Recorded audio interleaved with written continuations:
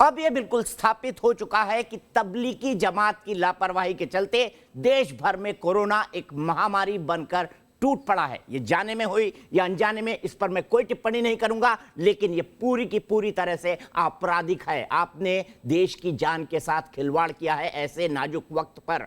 लोगों को यह नहीं पता कि द्वितीय विश्व युद्ध और प्रथम विश्व युद्ध में भी ट्रेन और प्लेन नहीं बंद हुए थे। ऐसी नौबत इस दुनिया के अंदर कभी नहीं आई है और उसके सामने एक जमात खड़ी है जो अपनी पुरानी दकियानूसी सोच के चलते इस देश को मुश्किल में डाल चुकी है। फिर से डिबेट खोलूंगा। मेरे साथ बिट्टा साहब हैं, मेरे साथ सैयद वसीम रिजवी साहब हैं, मेरे साथ मुजब्बिर रहमान साहब हैं, मेरे साथ डॉक्टर शोएब जमई हैं। मैं उनसे बात करूंगा और अवधेश कुमार जी भी है। सबसे पहले मैं आपके पास आऊंगा वसीम रिजवी साहब। सबसे पहले मुझे ये बताइए, आप क्या कहेंगे इन लोगों को? रोज नई चीजें स्थापित होती जा रही हैं, लेकिन इसके बाद भी मोहम्मद साद भी भागे हुए हैं, इनके पदाधिकारी भी भागे हुए हैं, रजिस्टर को लॉक कर दिया गया है। क्या कहेंगे? क्या ये एक आपराधिक षड्यंत्र है?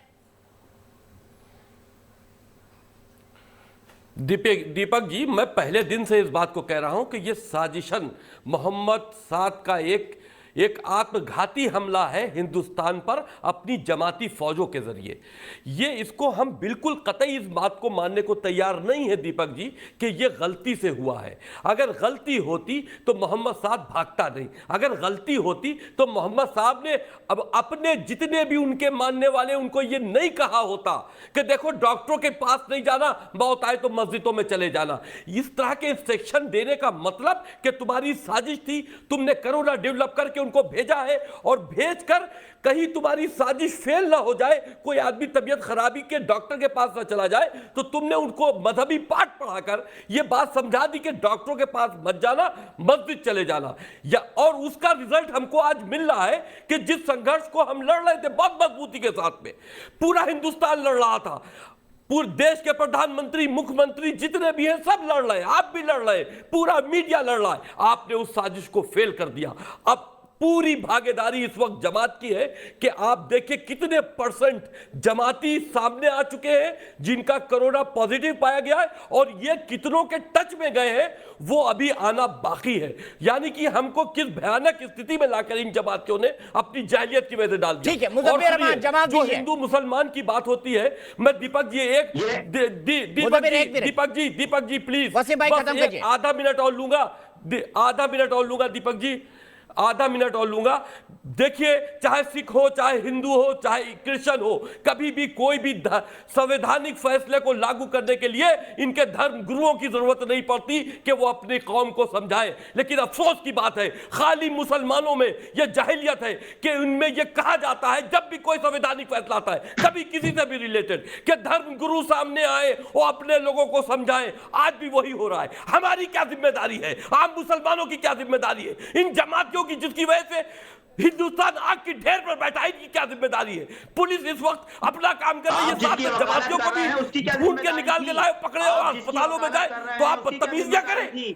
ये जिम्मेदारी है जमातियों की कि आप हिंदुस्तान के वो डॉक्टर जो इस वक्त भगवान की तरह। अरे आपकी क्या जिम्मेदारी थी देश के नागरिक? वसीम भाई एक मिनट खामोश हो जाइए। मुजफ्फर, देश के एक नागरिक होने के चलते आपकी क्या जिम्मेदारी थी? जवाब दीजिए। देश के नागरिक होने के चलते आपकी क्या जिम्मेदारी थी? जमात की क्या जिम्मेदारी थी? मोहम्मद साद की क्या जिम्मेदारी है? खुद की जान बचाने के लिए क्वारंटाइन में भागे हुए हैं, एक स्टेटमेंट नहीं निकाल सकते, देश के सामने नहीं आ सकते।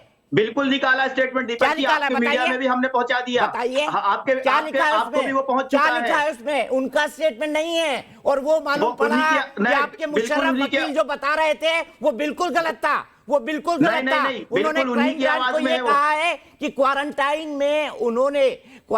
में वो हैं, ये कहते हुए उन्होंने क्राइम ब्रांच को कोई भी जानकारी देने से इनकार कर दिया है। आज जब क्राइम ब्रांच की टीम निजामुद्दीन मरकज गई, पूरे देश को, दीपक चौरसिया जी को भी, पूरे देश को, दीपक चौरसिया जी को भी और पूरे देश को उनका मैसेज पहुंच चुका है। उन्होंने एक ऑडियो मैसेज अपना रिलीज किया और जो पूरे देश के लोगों को पहुंच चुका और सारे मीडिया हाउसेस को पहुंच चुका।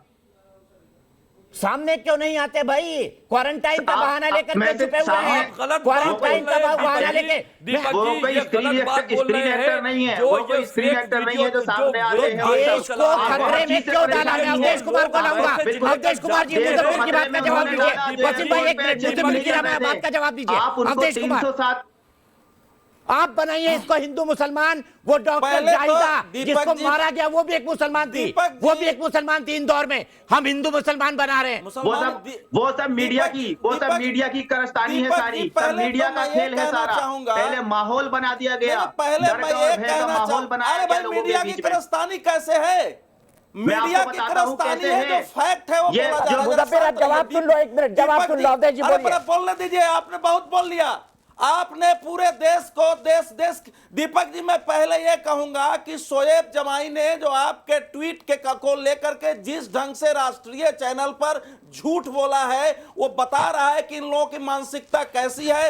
हजारों लोगों ने उस ट्वीट पर लाइक किया है, उसमें केवल यह लिखा गया है कि जमात के झगड़े के कारण हुआ है, उसमें कहीं नहीं लिखा है कि जमात के लोगों की हत्या में हाथ है। और यह बताती है कि ये लोग किस मानसिकता में जीते हैं। अब मैं जो है बहुत छोटे छोटे बिंदु में मैं बात रखूंगा। देखिए कोरोना के तो ये चलते फिरते टाइम बम बन गए हैं, इसमें कहीं दो मत नहीं है। लेकिन जिम्मेवारी का सवाल वहां उठता है जो व्यक्ति जिम्मेवार हो। बोलिएगा। अच्छा एक बात बताइए, कोई व्यक्ति जानता है, नहीं कोई व्यक्ति जान रहा है कि मैं संक्रमित हूं, मेरे कारण और लोग मर सकते हैं, मैं स्वयं मर सकता हूं, उस सामने डॉक्टर और स्वास्थ्य कर्मी के पास क्यों नहीं आएगा? जाहिर है कि ऐसे लोगों को गांव में हम पागल कहते हैं। तो ऐसी शिक्षा उन्माद की, पागलपन की कहां से मिली है? दूसरी शिक्षा यह है कि जब स्वास्थ्य कर्मी, डॉक्टर, पुलिस उनकी जान बचाने के लिए उनके पास जाते हैं तो ईंटों पत्थरों से हमला किया जाता है। तो ये जो उन्माद है हिंसा का, ये कहां से आया है? तीसरा, जब उनको लेकर के अस्पताल में लाया जाता है तो अस्पताल परेशान है। दिल्ली के मुख्यमंत्री को प्रेस कॉन्फ्रेंस करके कमिश्नर को कहना पड़ा कि इन अस्पतालों में पुलिस लगाया जाए। तो यह कैसा व्यवहार है? चौथी बात जो मैं चाह रहा हूं कहना कि धर्म प्रचार की संस्था से अनुशासन और संयम की उम्मीद की जाती है, शांति की। हॉस्पिटल में कह रहे हैं कि हमको बीफ चाहिए, हमको बिरयानी चाहिए, हमको साउथ इंडियन डिश चाहिए, अनुशासन तोड़ रहे हैं, जबरदस्ती नमाज पढ़ रहे हैं साथ में बैठ के। तो ये जो कारण है इसको सोचना पड़ेगा दीपक जी, तब समझ में आएगा कि तबलीगी जमात इस ढंग से घूमता फिरता टाइम बम क्यों बना है। जब उनके अमीर मोहम्मद साद स्वयं छिप जाते हैं, जो अभी वसीम भाई ने कहा, जो बयान देते हैं, तो जब उनकी ये हालत है तो उन्होंने कोई वीडियो आई अभी तक, कोई ऑडियो आई अभी तक इस तरीके की? आप एकदम झूठ फैला रहे हैं जनता के सामने। वीडियो मुझे याद है, वो भी बोलूंगा। वो वीडियो एक रणनीति के तहत हो गया है, तो अपने बचाव के लिए एक आपने वीडियो जारी कर दिया है और पहले के सारे वीडियो डिलीट कर दिए हैं। अरे भाई हम कह रहे हैं कि मैं जो अंतिम बात कहना चाह रहा हूं दीपक, देश की जनता को तबलीगी जमात दुनिया भर का संगठन है, दुनिया में उसने जो भी किया हो, लेकिन भारत में ऐसे खतरनाक मानसिकता के उन्मादी पैदा कर दिए हैं जो चाहते हैं कि हम स्वयं भी मरें और दूसरे मरें। तो एक साथ बोल रहे हैं, सब एक साथ बोल रहे हैं। जैसे भाई एक मिनट के साथ शोएब अख्तर के लिए जमात कर रहे हैं जहां पूरा देश कोरोना से लड़ने में लगा हुआ है। मेरे भाई आपको शर्म आनी चाहिए। फैलाया है, हाथ जोड़ के कह रहा हूं आपको, मैं हिंदू मुसलमान नहीं करना चाहता। सऊदी अरब में फैला दिया, क्या बात कर रहे आपने हैं? मलेशिया में फैलाया, आपने हिंदुस्तान में फैलाया। इंसानियत की बात नहीं करते हैं क्या मोहम्मद साद?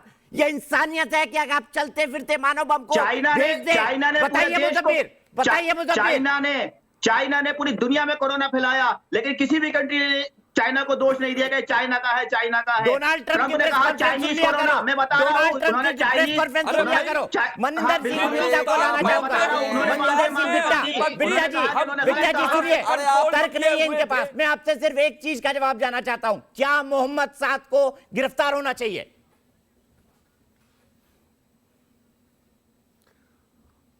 दीपक जी मैं एक चीज आपको बताऊं, मोहम्मद साहब क्या देश से सबसे बड़े हैं? गुरु तो उसको भिंडरावाले को भी पंजाब के अंदर कहते थे। क्या हशर हुआ?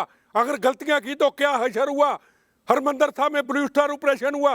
ये गलतफहमी में ये कौम के नाम के ऊपर, मजहब के नाम के ऊपर, हिंदू हो, मुसलमान हो, सिख हो, मानवता के साथ खिलवाड़ ना करें। ये सब मानव बम भी नहीं है, ये परमाणु बम है। पूरे देश के कोने कोने में, दुनिया में इन्होंने फैला दिया।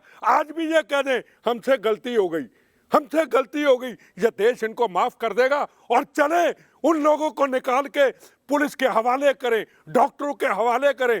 अरे डॉक्टर सुबह से शाम तक लोगों को ठीक करते हैं, जमात की क्लास आती है फिर आगे बढ़ देती है। अरे लोग घरों में बैठे हुए, गरीब आदमी मर रहा है, रोटी खाने को नहीं है, कौन उसका जिम्मेदार? जमात के लोग जिम्मेदार हैं। बात समझे कि मैं उनके ऊपर इल्जाम लगाता हूं? दीपक जी, अरे मीडिया का आज रोल एक फौज की तरह मीडिया का रोल है जनाब, फौज की तरह मीडिया का रोल है।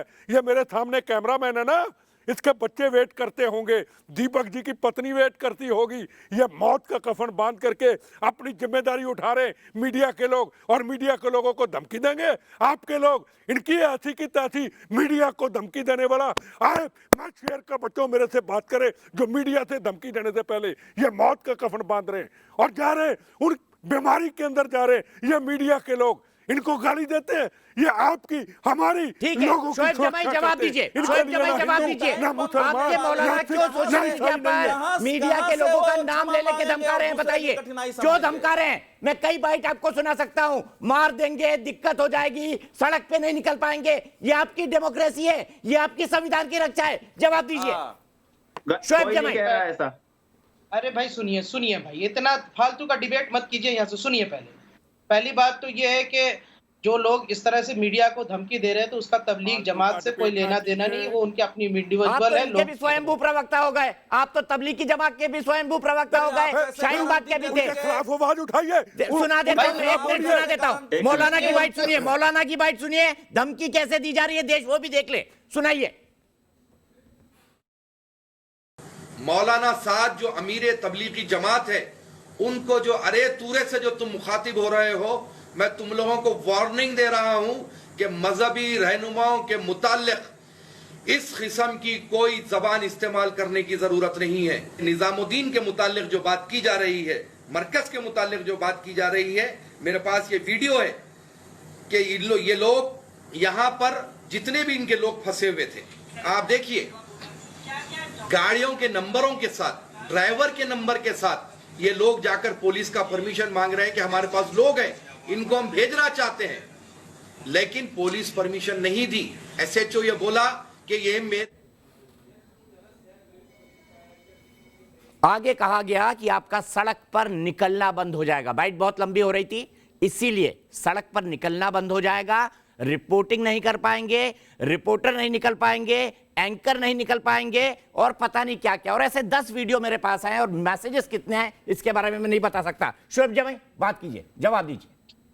देखिए, पहली बात तो मानना पड़ेगा कि कोरोना कोई अपराध नहीं है, कोई जुर्म नहीं है, एक बीमारी है। जो बीमार है उनका इलाज होना चाहिए। मौलाना ने खुद कहा कि जो बीमार है या मरकज में आए थे वो सब जाके अपनी जांच कराएं। ये बात तो तय हो गई और वो करना भी चाहिए।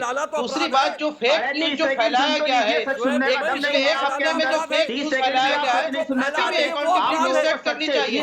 अरे मुजम्मिल ऐसे कैसे चलेगा? वसीम भाई एक मिनट रुकिए, मुजम्मिल एक मिनट रुकिए, शोएब कंप्लीट करिए प्लीज। फेक साबित हुई, बिजनौर की वीडियो भी फेक साबित हुई। आप जो है सहारनपुर की पुलिस ने खुद ट्वीट करके कहा कि फेक वीडियो और फेक जो है वो न्यूज चलाई गई, सहारनपुर में जमातियों ने बदसलूकी की, गलत साबित हुआ। प्रयागराज वाला भी मामला गलत साबित हुआ। प्लेट काटने वाला झूठ बोलते हैं शोएब जमाई, झूठ बोलते हैं, साफ साफ झूठ बोलते हैं शोएब जमाई, सब झूठ बोलते हैं, सब झूठ बोलते हैं। वसीम रिजवी जी, सुनने की आदत नहीं है अजय जी, आपके कान सच नहीं सुन सकते। हिंदू मुसलमान, मुजम्मिल रहमान एक मिनट, शोएब जमाई शांत हो जाइए, शांत हो जाइए। शोएब जमाई, मुजम्मिल रहमान, हमारे कान सच ही सुनते हैं और मैं सच ही बोलता हूं। मैं सिर्फ एक सवाल का जवाब चाहता हूं मुजम्मिल रहमान आपसे। शोएब जमाई से बहस करने का कोई मतलब नहीं है। उनसे राम पूछो वो सीता बोलते हैं, सीता पूछो गीता बोलते हैं। पहले वो शाहीन बाग के प्रवक्ता बने, अब वो तबलीगी जमात के प्रवक्ता हो गए। ऐसे स्वयंभू प्रवक्ताओं से भगवान बचाए। अब मैं आपसे साफ जानना चाहता हूं मुजम्मिल, मुझे एक बात बताइए, क्या आपको नहीं लगता कि जानबूझकर या अनजान बनकर कोरोना फैलाना, उसकी गंभीरता को नहीं समझना, उसे ट्रिविलाइज करना, जानबूझकर सरकार को नहीं बताना, हिमाचल के मुख्यमंत्री का यह कहना कि मुझे अब 307 लगानी पड़ेगी, उसके बाद भी उनका मानना है कि 50 से 100 लोग जमात से जुड़े हुए अभी छुपे हुए हैं, क्या यह अपराध नहीं है? क्या मौलाना साद को जेल में नहीं डालना चाहिए? बताइए। मैं दीपक जी, मैं आपसे गिरफ्तारी देनी चाहिए। दीपक जी अब आप सुन लीजिए 30 सेकंड।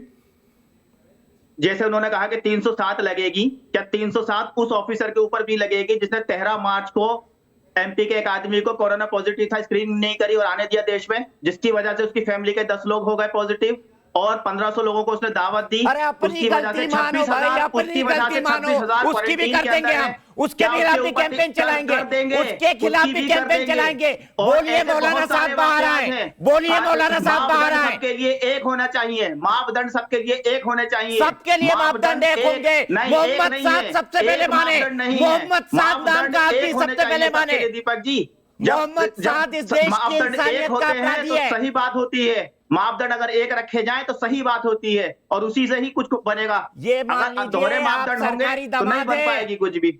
मुजब्बिर भाई, आप सरकारी दामाद है इसलिए बचे हुए हैं, वरना और कोई बिल्कुल भी नहीं, नहीं, नहीं, और कोई बिल्कुल भी धर्म का नहीं, होता बिल्कुल भी नहीं। ना, और कोई हमें- धर्म का होता ना, उठा के जेल में बंद कर दिया होता। ये देश है बिल्कुल जो भी आपको नहीं। सहन कर रहा है, ये सिर्फ बिल्कुल भारत भी ही है नहीं। जो आपको सहन कर रहा है। बिल्कुल भी अवधेश नहीं। कुमार जी पहले बताइए, मुसलमान, हिंदुस्तान के मुसलमान दो फ्रंट पे लड़ाई लड़ रहे हैं, हिंदुस्तान के मुसलमान दो फ्रंट पे लड़ाई लड़ रहे हैं। दूसरे धर्म का होता ना, दूसरे धर्म का उठा के अंदर कर दिया जाता। अवधेश कुमार जी आइए। इस देश की समस्या ये है कि अगर हिंदू किसी संगठन से गलती हो तो आप बोल सकते हैं, अगर कोई सिख संगठन गलती करे तो आप बोल सकते हैं, लेकिन मुसलमानों का कोई संगठन कुछ गलती करे तो आप बोलेंगे तो आपको धमकियां मिलेंगी, पुलिस का कानून इन पर लागू नहीं हो सकता है। और ऐसे लोगों की मानसिकता तैयार की जाती है जिनके लिए देश के कानून का, जिनके लिए संविधान का, जिनके लिए किसी गाइडलाइंस का कोई मायने नहीं है। इसीलिए मैं कह रहा हूं कि तबलीगी जमात का जो पूरा कैरेक्टर सामने आया है पूरे देश में, ये बिल्कुल ये सचेत करता है कि ऐसे संगठनों की व्यापक और गहराई से जांच हो ताकि इनकी मानसिकता जो देश के दामाद बनने की है वो खत्म हो और एक जनता की तरह ये रहना सीखे। 100 सालों में कुछ नहीं हुआ, ठीक है, 6 साल में खामोश हो जाइए।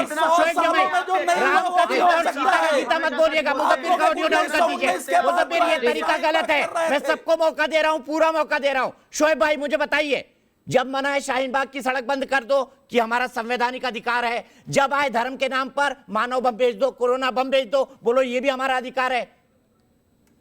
अरे नहीं भाई, मानव बम कैसे, वो तो बीमार हो गए, उनको थोड़ी ना पता चलता है कि तो कोरोना देश भर में बीमारी फैला देंगे, इतने इनोसेंट है, देश भर में बीमारी फैला देंगे। वो तो बेचारे बीमार हो गए, देश भर के लोगों को मारने चले जाएंगे।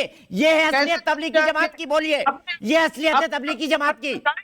आप जमाती है ना, बताइए भाई क्या इंसानियत और मानवता का कत्ल कर देंगे, बताइए क्या पूरे देश को संक्रमित कर देंगे, बताइए। शोएब जमाई बताइए, जवाब दीजिए, क्यों मोहम्मद साद की गिरफ्तारी ना हो, बोलिए।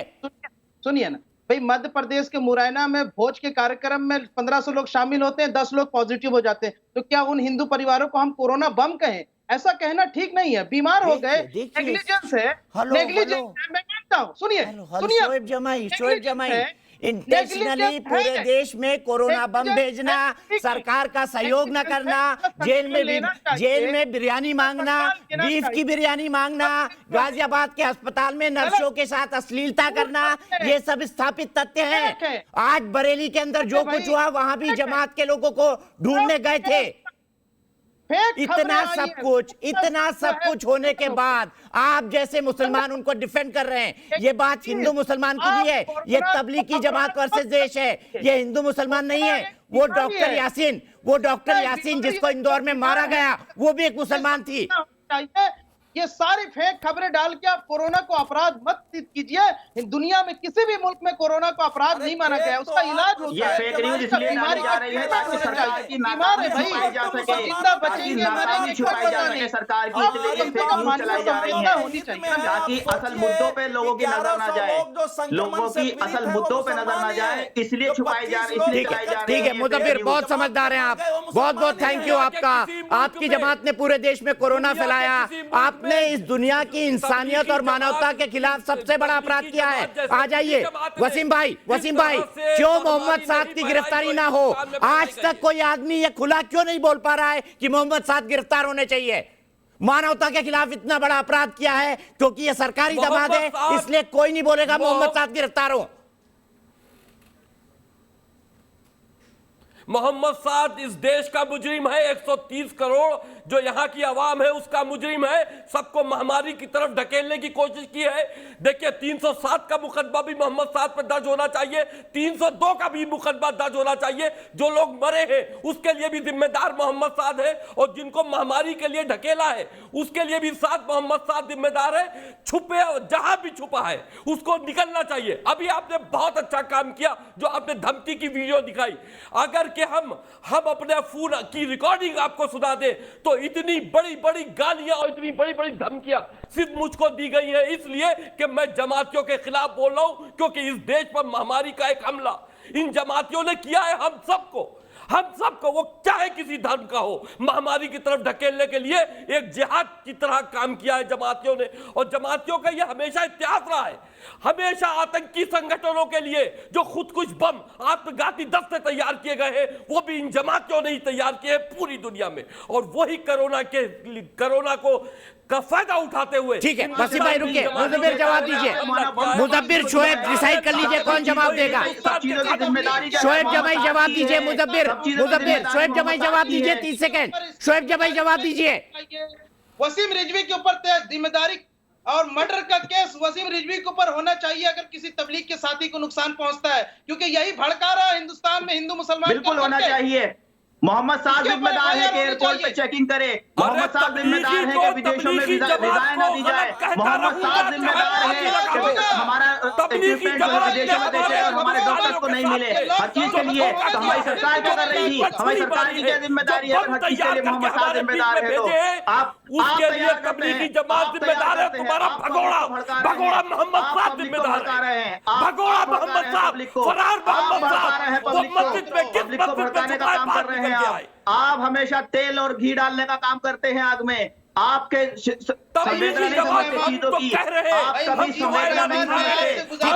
ठीक है हो गया। मैं अब सबको रोकता हूँ। अफसोस मेरे पास वक्त खत्म हो गया है, कल इस विषय पर फिर आएंगे। मैं नहीं चाहता हूं कि इस विषय को आगे ले जाऊं, लेकिन रोज एक नया खुलासा होता है। आज ट्रेन कनेक्शन सामने आया है, हिमाचल की घटना सामने आई है, अभी भी मुख्यमंत्री कह रहे हैं कि 50 से 60 लोग वहां छुपे हो सकते हैं, जानबूझकर कोऑपरेट नहीं कर रहे हैं। ये खुद हिमाचल प्रदेश के मुख्यमंत्री ने कहा, उन्होंने बड़ी बात कही, अगर धर्म जानलेवा बन जाए तो क्या। मुझे बहुत धमकियां आ रही हैं, मेरे साथियों को बहुत धमकियां आ रही हैं, लेकिन हमें उसकी परवाह नहीं है। हमारे पे भी कोरोना का खतरा है, लेकिन क्या देश इस बड़े स्वच्छ को एक साथ अस्वीकार कर दे कि तबलीगी जमात ने कुछ नहीं किया है? क्या उसके खिलाफ साजिश हो रही है? हाथ कंगन को आरसी क्या, लेकिन उस पढ़े लिखे को फारसी भी समझ आती है, हिंदी भी समझ आती है, उर्दू भी समझ आती है, लेकिन मोहम्मद साद जानबूझकर एक कॉन्स्पिरेसी के तरीके से क्यों छिपा बैठा है, क्यों सामने नहीं आता? देश को इतने बड़े संकट में डालने के बाद अगर वो दुनिया की सबसे बड़ी जमात चलाता है तो उसकी जिम्मेदारी क्या है? इस शब्द पर विचार करिए। और जो ये कह रहे हैं कि इसको हिंदू मुसलमान बनाया जा रहा है, मुसलमान वो डॉक्टर भी थी जिसे इंदौर के अंदर मारा गया। किसने उसे बताया हिंदू मुसलमान? किसी ने नहीं। सवाल यहां पर यह है कि क्या ऐसी जमातें अपनी जिम्मेदारियां नहीं मानेंगी और कब तक ऐसे सरकारी दमादों को प्रश्रय दिया जाए? सवाल देश के सामने है। अभी एक ब्रेक।